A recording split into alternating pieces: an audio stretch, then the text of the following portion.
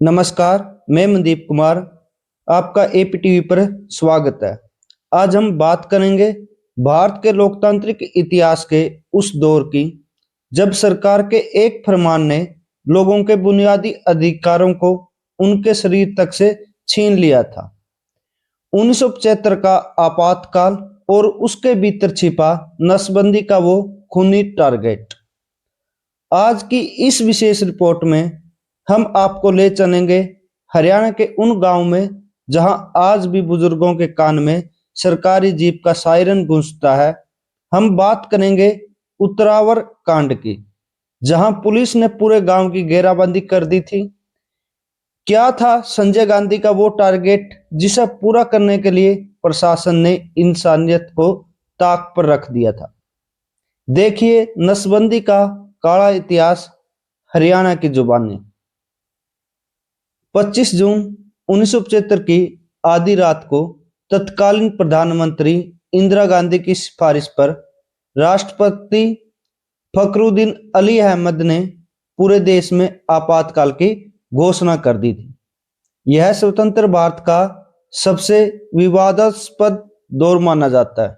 आपातकाल लगने के मुख्य कारण क्या थे? इलाहाबाद हाई कोर्ट ने इंदिरा गांधी के 1971 के चुनाव को अवैध घोषित कर दिया था और उन पर 6 साल तक चुनाव लड़ने की रोक लगा दी थी। दूसरा जो कारण था वो था जयप्रकाश नारायण का आंदोलन। जयप्रकाश नारायण ने संपूर्ण क्रांति का आह्वान कर दिया था और सरकार के खिलाफ भारी विरोध प्रदर्शन हो रहे थे। तीसरा जो कारण था उस समय पर आपातकाल लगाने का, देश में महंगाई, बेरोजगारी और सूखे के कारण असंतोष जो लोगों में फैला हुआ था। आज हम आपातकाल के दौरान हुए उस नसबंदी के कार्यक्रम की बात करेंगे जिसका खौफ आज भी हमारे बुजुर्गों में है, जो किसी पुस्तक में आपको नहीं मिलेगा। संजय गांधी के नेतृत्व में जबरन नसबंदी अभियान उस समय पर चलाया गया था।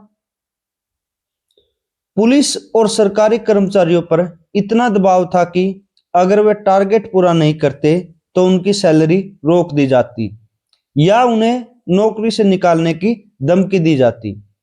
सरकारी आंकड़ों के अनुसार भी उस दौरान नसबंदी के गलत ऑपरेशन से सैकड़ों लोगों की मौत हुई थी। उस दौर की सबसे डरावनी हकीकत यह थी कि पुलिस की गाड़ियां बस स्टैंडों या रेलवे स्टेशनों पर खड़ी हो जाती थी। बसों को रोककर नौजवानों को नीचे उतारा जाता और सीधे नसबंदी कैंप में ले जाया जाता था। कई लोग तो अपने घर से काम पर निकले और शाम को नसबंदी कराकर वापस लौटे।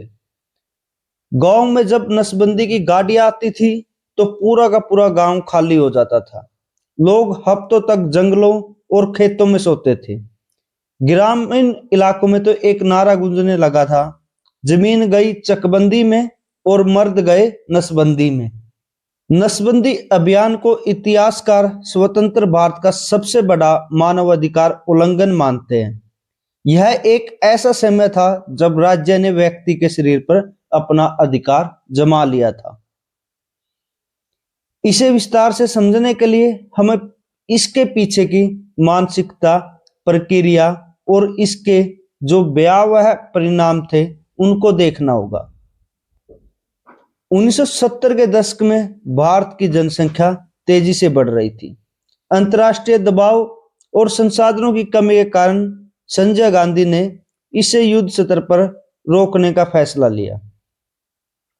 उन्होंने 4 सूत्रीय कार्यक्रम लागू किया जिसमें परिवार नियोजन सबसे ऊपर था। उस समय एक नारा दिया गया, 2 या 3 बच्चे बस। सरकार ने नसबंदी कराने वालों के लिए कुछ फायदे रखे, जैसे कि कुछ पैसे या घी का डब्बा। लेकिन असली समस्या दंड से शुरू हुई। यदि कोई कर्मचारी टारगेट पूरा नहीं करता तो उसका प्रमोशन रोक दिया जाता या उसका ट्रांसफर कर दिया जाता। कई राज्यों में नियम बना दिया गया कि यदि आपके पास नसबंदी सर्टिफिकेट नहीं है तो आपको राशन नहीं मिलेगा, सरकारी अस्पताल में इलाज नहीं मिलेगा या रिक्शा चलाने का लाइसेंस नहीं मिलेगा। अब हम बात करते हैं उन कैंपों की जहां पर यह नसबंदी कार्यक्रम चलाया जा रहा था या फिर कहें कि नसबंदी की जा रही थी। उन कैंपों की स्थिति भी बहुत ही ज्यादा भयानक थी। शहरों और गांव में बड़े बड़े नसबंदी कैंप लगाए गए थे। इन कैंपों में जो हुआ वो बेहद दर्दनाक था। डॉक्टरों पर एक दिन में सैकड़ों ऑपरेशन करने का दबाव था। रिपोर्ट बताती है कि एक एक डॉक्टर ने 4-4 मिनट में ऑपरेशन निपटाए थे। टांके लगाने और सफाई का कोई समय नहीं था। गंदगी के कारण हजारों पुरुषों को गैंग्रीन और धनुस्तंभ, जिसे हम टेटनस जैसी बीमारियां हो गई थी। अधिकारियों ने अपना कोटा पूरा करने के लिए 15-16 साल के लड़कों और 70-80 साल के बुजुर्गों को भी नहीं छोड़ा था। हरियाणा का एक ऐसा गांव जो उस समय विरोध का प्रतीक बन गया था, उसका नाम है उतावर गांव। यह गांव वर्तमान में हरियाणा के पलवल जिले में है। उस समय यह गांव गुड़गांव जिले का हिस्सा था। उतावर गांव की कहानी आपातकाल और जबरन नसबंदी के इतिहास में एक काले अध्याय के रूप में दर्ज है। यहां जो कुछ हुआ उसने पूरे देश को झकझोर कर रख दिया था। 6 नवंबर 1976 की सुबह होने से पहले ही करीब सुबह 3 बजे पुलिस और सुरक्षा बलों की भारी टुकड़ी ने पूरे उतरावर गांव को चारों तरफ से घेर लिया। गांव की बिजली काट दी गई ताकि कोई भाग न सके।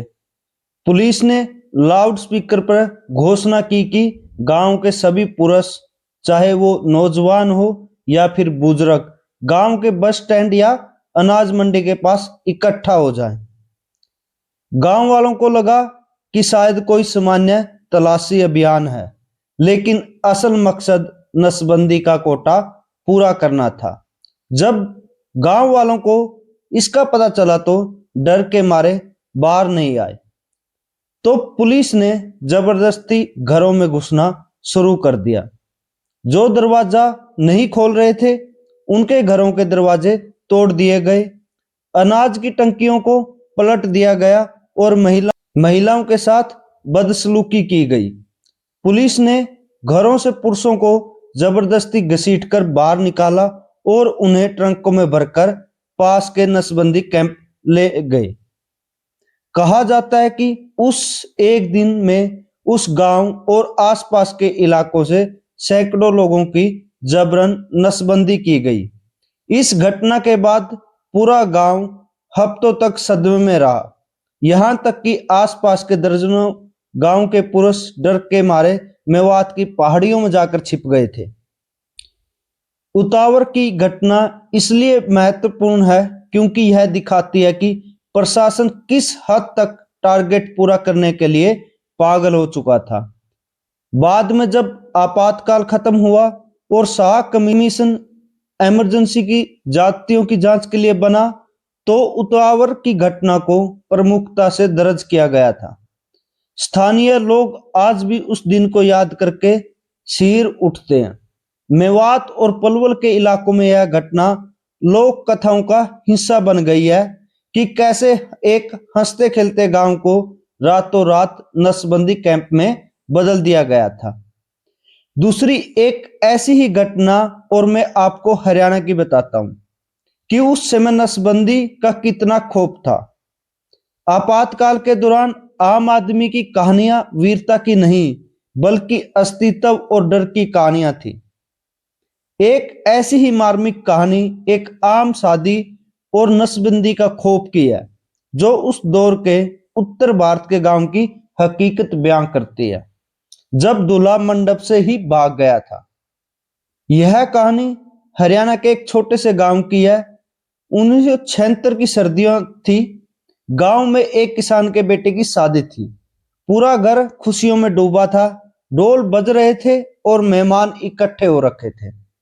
तभी अचानक गांव की चौपाल पर एक सफेद जीप आकर रुकी। उस दौर में सफेद जीप और उस पर लगा लाउडस्पीकर मौत के पैगाम जैसा लगता था। वह प्रशासन की टीम थी जिसे उस महीने का नसबंदी टारगेट पूरा करना था। जैसे ही खबर फैली कि नसबंदी करने वाले गांव में आए हैं, शादी का घर मातम में बदल गया। गांव के नौजवानों में भगदड़ मच गई। उस समय नियम था कि जो हाथ लगे उसे ले जाओ। डरे हुए दूल्हे को, जो अपनी हल्दी की रस्म निभा रहा था, लगा कि पुलिस उसे ही उठा ले जाएगी। दूल्हा अपनी शेरवानी और सापा छोड़कर पीछे के दरवाजे से भागा और रात भर सरसों के घने खेतों में छिपा रहा। उसके साथ गांव के करीब 20 और 30 नौजवान भी वहीं छिपे रहे। कड़कड़ाती ठंड में वे पूरी रात कांपते रहे, लेकिन घर नहीं आए कि कहीं पुलिस उठाकर उनकी नसबंदी ना करा दे। घर की महिलाओं ने अधिकारियों को उलझाए रखा। उन्होंने झूठ बोला कि सारे मर्द शहर गए हैं। आखिरकार जब जीप खाली हाथ वापस चली गई और अगली सुबह जब खेतों से फौज वापस लौटी, तब जाकर वह शादी हुई तो सही, लेकिन बिना किसी शोर शराबे के, बिल्कुल चुपचाप। यूपी के सुल्तानपुर और अमेठी में भी यही हाल था। पुलिस और लोगों के बीच हिंसक झड़पें भी हुई। लोग नसबंदी के डर से रात रात भर पेड़ों पर छिपकर बिताते थे। अगर हम आंकड़ों की बात करें, सिर्फ 1 साल के भीतर लगभग 80 लाख से ज्यादा लोगों की नसबंदी की गई। यह आंकड़ा पिछले सालों की तुलना में 3 गुना से भी ज्यादा था। इसकी तुलना हिटलर के दौर में जर्मन में हुए नसबंदी अभियान से की जाती है। जो नसबंदी अभियान भारत में उस समय चलाया गया था, उसका आंकड़ा अगर हम देखें या फिर तुलना करें हिटलर के उस दौर के साथ, तो भारत का आंकड़ा उससे कहीं बड़ा था। इस अभियान ने आम आदमी और सरकार के बीच भरोसे को खत्म कर दिया था। ग्रामीण इलाकों में दहशत इतनी बैठ गई थी कि कई दशकों तक लोग डॉक्टरों और टीकों से डरते थे। उन्हें लगता था कि सरकार उन्हें बांझ बना देगी। 21 महीने बाद 21 मार्च 1977 को आपातकाल हटा लिया गया। इसके बाद हुए चुनाव में कांग्रेस की करारी हार हुई और देश में पहली बार गैर कांग्रेसी सरकार सत्ता में आई। आपातकाल के वो 21 महीने भारतीय लोकतंत्र के लिए एक सबक की तरह है।